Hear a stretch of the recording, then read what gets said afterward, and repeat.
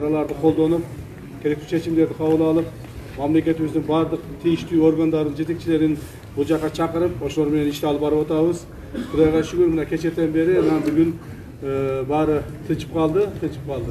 Emi, mından arı, oşol jay turmuştagı çeşimleri kabul alıp, eldin jaşoo turmuşundagı ar türlü meselelerdi çeçүү boyunca mamleketimizin Batken oblusundagı prezidentin ökülü menen çoğum işte alıp barıp otabız. Keçe men kelgenden keyin erте менен kelgenden keyin bol biz taraftan prezidentin ökülün Korgоо Ministrliğinin orunbasarın, İçki işler Ministrliğinin orunbasarın, Ministr MЧС jana başka jergilikli oblustuk күч структуранын жетекчилери менен биргеликте Komşu Tacik Respublikası'nın жетекчилери менен жолуктук. Ал жактан тажиктер тараптан ГКМБ'нын биринчи орунбасары, Пагран службанын башчысы, ГКМБ'нын орунбасары, Саки облусунун губернатору жана башка бардык жетекчилер келди. Ошолор менен жолугушууда биз кечеки болуп өткөн конфликттин боюнча 4 чечим кабыл алдык. Биринчиси ошол конфликтти иликтөө эмне үчүн болуп чыкты, кайдан келип чыкты, эмне провокаторлор болду, ошолор боюнча иликтөө боюнча комиссия түзүлдү. Комиссиянын башында биз тараптан президенттин өкүлү, алар тараптан губернатору болду. Жана башка тийиштүү орган жетекчилери ошол киришти. Экинчиден ошол конфликт болгон маалда ысчуу болуп чыгып кеткен адамдарды кайра үйлөрүнө кайтарып, ошолорго жардам берүү маселеси каралган. Ал маселелер бүгүнгө чейин каралып чечилип атат. Чоң бир маселе келип калышты.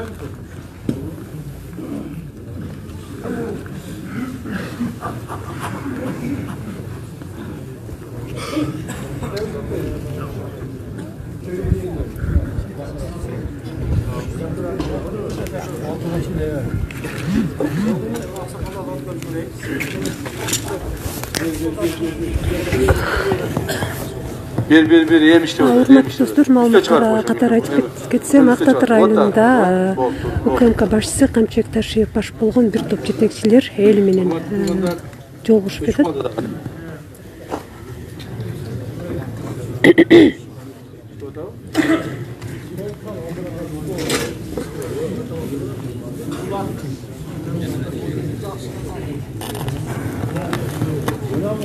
Ошондой böyle basıp dur kolun menен. Урматтуу туугандар, мына экинчи бир маселе ошол жана конфликт болгон маалда качып чыккандар боюнча маселени карадык. Үчүнчү маселе эң негизги маселелердин бири ошол конфликт болгон маалда границага жакын алып келген бардык күч структураларды өз ордуларына кайтаруу. Biz ошол боюнча маселелерди карап, тажик тарап менен чечтик жана ошол маселелерди 2 күнөн бир аткарып атабыз. Бирок кечинде маган байланышка чыгып, ошол тажик тараптан Тажикстандын улуттук коопсуздук мамлекеттик комитетинин төрагасы Ятимов чыгып жолугушууну суранды. Ал киши дагы мамлекеттик делимитация, демаркациялоо комиссиясынын төрагасы болуп эсептелет. Ошондуктан ал киши менен бүгүн дагы саат 11-де мен жолуктум Кызыл Белдин өткөрүү пунктунда. 2,5 саат жеке сүйлөштүк, бири-бирине отуруп алып. Эч ким катышкан жок, экөөбүз гана сүйлөштүк. Жана ал боюнча жыйынтыктар боюнча биз айттык. Жыйынтыктар боюнча негизги жыйынтык болду. Бирден бир негизги жыйынтык бул бир. Биз чегара маселелерин чечмейинче, чегара маселелерин аныктап, эки мамлекет тарабынан бүтмөйүнчө бул конфликттер токтобойт деген чечимге келди. Сөзсүз түрдө кыйын болсо дагы, ар түрдүү провокациялар болсо дагы, ар түрдүү оор иштер болсо дагы ошолор жасашыбыз керек дагы, тез аранын ичинде чегара маселелерин чечишибиз керек деген жыйынтыкка келдик. Жана ошонун негизинде мындан 2 ай алдын, даже 3 ай алдын биздин жанагы мамлекеттик комиссиябыз, чегара боюнча мамлекеттик комиссиябыз иштебей калды эле, токтоп калган болчу. Ошонун ишини бир аптанын ичинде кайрадан жандандыра турган болдук. Алар мына биздин 69 километр 200 метр жерде өткөндөн кийин токтоп калган болчу. Мына Кулумдуга жакындаган жерде. Токтоп калган жердин аты эмне эле? Ким? Майти жергилигине барганда ошол жерде токтоп калган эле. Андан аракка биз кете албайбыз. Себеби мындан бияка караганда өтө көп маселелер чыгат, биз аны карабайбыз деп токтотуп коюшкан болчу. Бирок бүгүнкү сүйлөшүүлөрдөн кийин булар дагы ошону мойнуна алышты. Баштайбыз биз дагы. Ушуну бүтүрөбүз деп. Биз дагы айттык. Эгерде бул бүтпөй турган болсо, дагы конфликттер боло берет. Макул, Көкташтык конфликтин бүгүн чечтик. Эртең Аксайда чыгышы мүмкүн. Бүрсүгүн максатта чыгышы мүмкүн. Андан кийин дагы башка жерде чыгышы мүмкүн. То есть буларды бүтмөйүнчө бүтүп биз бардыгын жанагы чек араны ошол жерге эки мамлекеттин арасындагы делимитация демаркациялоо иштерин жүргүзүп, мыйзамдарды кабыл алып, ратификацияларды өткүзүп жогорку кеңештен президенттерге колду койдуруп, анан ошол жерге жанагы зымторлорду тартып бүтмөйүнчө конфликт боло берет. Ушуларды бүтүргөндөн кийин гана эки эртең токтойт. Кыргыздар дагы, тажиктер дагы токтойт. Bir nesi açılıp gitti mi? Kede men de kulağım üşüdü, açılıp gitti tarz etti öyle. Oşunday olup kaldı. Oşonday болады. Oşonduktan, uşul maseleni bütüröylü deyip, ökövüzden makul olup, kolu alışıp, çeçimge keldik. Çeçimge keldik. Oşolar erteң dagы ошол баягы майты жергилеген аркы карай кете беришет, кулумду тарап карап. Эгерде кайсыл бир жер чечилбей кала турган болсо, 100 метр чечилбейби, 200 метр чечилбейби, же андан көбүрөөк чечилбейби, ал жерди таштап коюп, дагы кайра кете беришет. Чечилбеген жерине биз ятими экөөбүз отурабыз дагы, ошол жерге экөөбүз чыгабыз, карайбыз, сөзсүз түрдө бир чечимге келебиз. Кайсыл бир деңгээлде. То есть ушинтип отуруп туруп, чечейли деп биз чечимге келдик.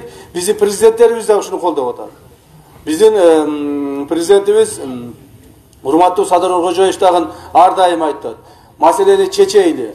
Маселени чечкенге бардык шарттарды түзөйлү, аракетибизди кылайлы деп айтып атат. Токтоп калган болчу, мына кечекиден кийин кайрадан башталып кетти. Кайрадан башталганы жакшы болду бир жагынан.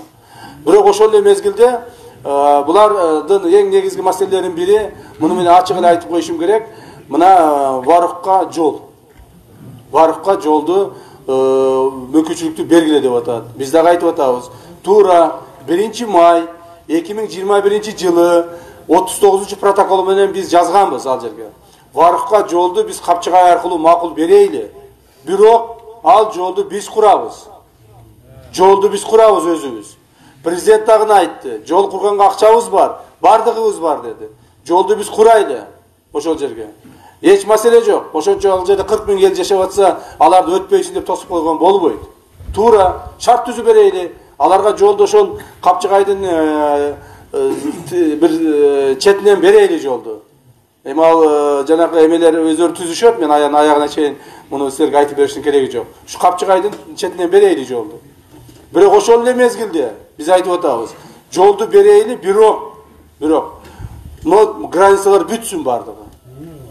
Баары бүтсүн границалар. Кантип атайсыңар, ал силердин ишиңер. Не деп атасак дагы границалар бүтсүн. Кайсыл жерде бүтпөй аткан болсо, же болбосо жанагыдай элдер менен талаш тартыш болуп кала турган болсо, биз сөзсүз түрдө Кыргыз Республикасынын, Тажик Республикасынын элдери менен сүйлөшүп, жетекчилери менен сүйлөшүп, кайсыл бир деңгээлде орто чечимди кабыл алабыз. Баары бир деле. Бардыгы эле бир тараптуу болуп кыргыздарга чечилип, бир тараптуу болуп тажиктерге чечилбейт. Граница ушундай болот. Мына бул жерде ошол Кулунду, Интернационал, Арка, Максат, Борбордук жана башка жерлерди билесиздер. Ошол жактар чечилгенден кийин Кудай буйрса, биз бул жакка да келебиз. Бул жерде мына биздин Көктеректин маселеси турат, Орто Боздун маселеси турат булар тараптагы. Мына булар Таштумчуктун маселеси турат, жанагы Саманиондун маселеси турат. То есть маселе көп бул жерде дагы. Бул маселелерди да чечишибиз керек. Ушулардын бардыгын иреттеп коймоюнча, бир күн болбосо бир күн Кудай сактасын, мондай конфликт боло берет экен. Конфликт болгон сайын эле мында адамдар өлүп атат, жарадар алып атышат, мамлекет көптөгөн зыяндар тартып атат. Кээ бир адамдарга билинбейт. Бирок бул биздин милдетибиз, мамлекеттин да милдети. Конфликт болгон сайын мамлекет миллиондогон чыгымдарга учурайт ар дайым. Канчалаган маселелер чечилиш керек болот, канчалаган маселелер келиш керек болот, кайра кетиш керек болот, өйдө болот, ылдый болот. То есть бул ар дайым зыянын алып келет. Зыянын алып келет. Ошондуктан, урматтуу туугандар, бул маселе Баткен облусунун маселеси, айрыкча чегара маселеси боюнча суроолордун бардыгы президентибиздин так көңүл борборунда. Ал киши ар дайым эң негизгиси ушу границаны чечип алсак экен. Границаны чечип алып, элибизди тынч аман эсен кармасак, ошол зымторлорду тартып алып туруп, погранслужбага тапшырсак, андан кийин булар өздөрүнүн ишин кыла берсе экен деген чоң үмүттөбүз. Мына ошолор чечилгенден кийин границаларды да ачабыз. Тажик Республикасында границаларды баарын ачабыз. Алар менен ынтымакта жашайбыз. Граница тартылган. Бул менин жерим, бул сенин жериң экен, так мыйзамдын чегинде аныкталган. Талаша турган эч нерсебиз жок. Мындан ары ким границаны бузса, ким мыйзамды бузса, жооп бере берет. Азыркыдай бул менин жерим, бул сенин жериң эле деп бири-бириз менен талашпай калабыз. Ошондо мына бул постторду ачабыз. Бири-бири менен эл бири-бирине каттайт, карым-катнаш болот. То есть тынччылыкта, ынтымакта жашашыбыз керек. Ушул негизги максатыбыз ушул. Жок, биз буларды сөзсүз жеңип алабыз, же чабышып алабыз деген ой жок, жана андай болушу мүмкүн эмес. Аны менен биз жакшылыкка жетпейбиз. Бирок ошол эле мезгилде өзүбүздүн жерди, өзүбүздүн элди акыр аягына чейин жакшынакай кылып коргоп калганга азыр мүмкүнчүлүгүбүз түзүлдү. Бардыгы бар, Кудайга шүгүр. 1 жылдын ичинде мүмкүнчүлүк түзүп алдык. Мен муну ачык эле айтып коеюн. Былтыры мындай эмес элек. Былтыры бир аз кыйналып турат элек. Биз жаңы келген маалыбыз эле. Анча-мынча маселелер жетпейт эле.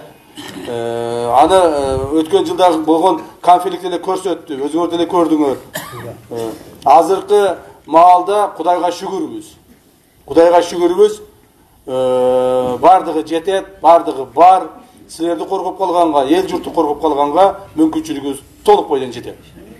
Толук бойдон жетет. Мындан бияка дагы болот. Мына кече күнү эле жанагы айрыкча биз погранслужба жөнүндө сүйлөйбүз. Себеби дегенде погранслужба ушул иштерди кылат. Ошо чегара кызматына көптөгөн маселелерин чечип берип атабыз. Дагы чечебиз. Чоң маселелерди жумшап атабыз. Дагы жумшайбыз. Эртең февраль айында эле дагы көптөгөн алып койгон техникаларыбыз келет. Акчаларын төлөп алып койгонбуз. Февраль айында көрөсүңөр, бул жерге эч өмүрү көрбөгөн, өмүрү билбеген, бизге эч качан андай машиналар, андай техникалар келген эмес. Ошонун бардыгын Баткенге беребиз. Бардыгын Баткенге беребиз. Ал үчүн көптөгөн мамлекеттин акчалары жумшалып атат. Мамлекет ал акчаларды каяктан алып атат? Уурдап алып аткан жок. Бирөөдөн карыз алып аткан жок. Бирөөдөн суранып аткан жери жок. Өз күчүбүз менен кылып атабыз. Баарын өз күчүбүз менен кылып атабыз. Мамлекеттин тарыхында биринчи жолу, урматтуу туугандар, биринчи ирет мамлекет жылды ашыкча акча менен бүтүрдү. Ар дайым билесиздер, мамлекет жылды бүтүргөндө 20 миллиард жетпей калды, 15 миллиард жетпей калды, 30 миллиард жетпей калды деп отурушчу эле. А быйылкы жылда биз 2021-жылы бюджетти толук бойдон аткардык, плюс ашыкча аткарып, ашыкча акчабыз калып кетти. Ашыкча акчабыз калып кетти. Аткарганда дагы ошол мурда болуп көрбөгөндөй, мурда билесиздер, мына тартып алдыңар, болду. Силер кичине туруп тургулачы, пожалуйста.